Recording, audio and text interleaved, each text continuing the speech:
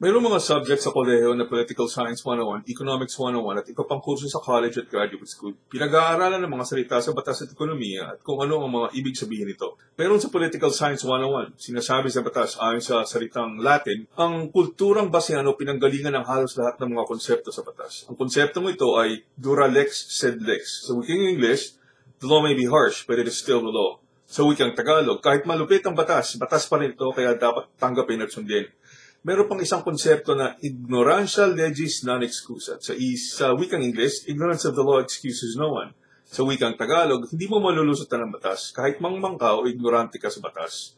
Basic yan. Walang lipunan na nabubuo at naaayos hanggat hindi tinatanggap itong mga konseptong ito ng mga tao sa lipunan. Kaya pag siniyasat natin ang Basic Bangsamoro Bill o BBB, gagamitin natin ang mga nalalaman sa Political Science 101, Economics 101 at iba pang subjects upang malaman ang pinanggalingan ng halos lahat ng konsepto sa batas. Kapag hindi natin sinunod ang Political Science 101 o Economics 101, ginagamit natin ang kulang na kaalaman ng mga tao na hindi mataas ang pinag-aralan. Ibig sabihin, kung hindi mo alam ang Pol Sci 101 o Economics 101, hindi ka pwedeng masunod sa batas dahil kulang ang nalalaman mo. Kulang ang pinag-aralan mo. Kaya bakit ikaw ang susundin ng batas? Dito sa point 6, gagamitin natin yung version ng Senado. BBB, 124 pages, mahigit kumulang 30,000 mga salita o 17 articles. Political Science 101, tulad ng sinabi ko sa nakaraang video, hindi BBL o Basic Bangsamoro Law kasi hindi pa batas. Ayon sa Political Science 101, ang tinatawag na Fundamental Law of the Land o ang basihan ng lahat ng batas sa lipunan ay yung saligang batas o Constitution. Walang batas na magagawa ang masusunod sa Pilipinas kapag hindi ito ayon sa saligang batas. Ang saligang batas dito sa Pilipinas ay yung 1987 Constitution. Yung title pa lang ng BBB, Basic, malina. Ngayon, alam na natin na hindi masyadong mataas ang pinag-aralan ni Iqbal at kanyang mga kasamahan sa MILF. Pero alam natin na si Miriam Ferrer ay taga-UP.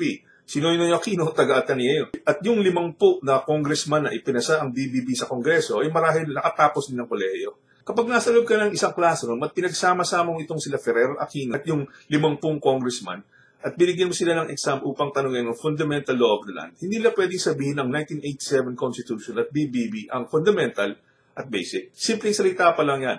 Pinagpipilitan ng kakulangan ng pag-iisip ni Iqbal at ng MILF at sila Ferrer, Aquino at 50 idiot Aquino follower congressman. Paano pa kaya ang natitirang mga salita sa BBB? Kung ang 7,000 miyembro ng MILF, si Ferrer, si Dele, si Aquino at yung mga alipores niya sa Peace Council na nakapag-aral ko sa magagandang paaralan dyan sa Pilipinas at sa ibang bansa ay hindi makalusot sa simpleng definition of terms sa Political Science 101. Bakit masusunod kung mangmang sila sa batas? Ulitin natin, ignorantia legis non excusat. Kaya kung sinasabi ni Miriam Defensor Santiago na mayroong Master of Laws and Doctor of Juridical Science degrees galing sa University of Michigan, Ann Arbor, na kahit ano ang itawag mo sa BBB o BBL ay pareho pa rin ang nilalaman nito at hindi sang-ayon sa kasalukuyang saligang batas ng Pilipinas. Pagpalagay na natin na babaluktutin natin yung mundo at sinabi ng MILF bakit Pilipinas ang tawag ninyo sa bansa, pangalan ng Kristiyanong hari yan. Hindi kami sang-ayon sa pangalan na yan, kaya dapat mayroon din kaming bangsa ng Moro para sa tunay na Moro. E di tingnan natin yung salitang Bangsamoro. Ulitin natin, Political Science 101, definition of terms, bangsa is country, nation or state. The Philippines is a country, nation, and state. Paano tayo magkakaroon ng isang bansa sa loob ng isang bansa? Strike 2 na, BBB. Bangsamoro, mali. Basic, mali. Ano natitira? Bill. Ano nilalaman ng bill? Hindi ako abogado. Hindi legal interpretation to. Mayroon ng legal interpretation si Senator Miriam Defensor Santiago na entitled Report by the Committee on Constitutional Amendments and Revision of Codes. Pag-uusapan natin yan mamaya. Titingnan natin ang nilalaman ng bill ayon sa Political Science 101. At aalamin natin ito kung papasa ito sa Pol Sci 101. Bakit? Kasi mayroon tayong tinatawag na checks and balances sa tunay na demokrasya na matututunan dyan sa Pol Sci 101. Checks. Karapatan natin, uulitin ko, karapatan natin hindi pwedeng alisin na alamin at siyasatin ang mga batas at gobyerno dahil ito ay katungkulan natin bilang mamamayan. Balances. Karapatan natin, uulitin ko, karapatan natin na hindi aalis sa atin na isaayos ang batas at gobyerno upang makamit natin ang hinahagad na kapayapaan at kaunlaran. At isa pang malalaman natin sa pag-aaral sa Pol Sci 101 ay ang tamang paggamit ng salitang sovereignty, karapatan ng isang bansa na tahakin ang sarili niyang landas ayon sa paniniwala ng mga taong naninirahan doon.